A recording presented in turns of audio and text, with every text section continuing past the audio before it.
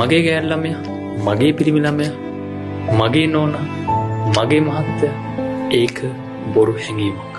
ඔබ හිතා ගන්නවා එයා ඔබේ කියලා. ඒතකොට හාමුදුරනේ කසාද සාතිකේ කියලා සමහරකට ප්‍රශ්නයක් එයි.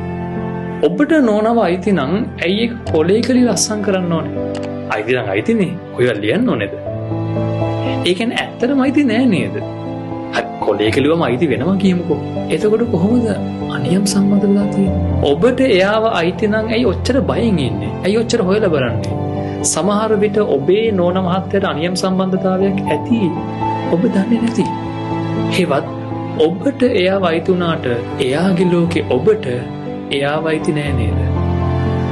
ඇත්තටම ලෝකේ කාටවත් කාවවත් කිසිම දෙයක් අයිති නෑ. නමුත් එහෙම එකක් ඔබ හිතාගෙන සමහර දැනුත් කඳුළු සලන ඇති.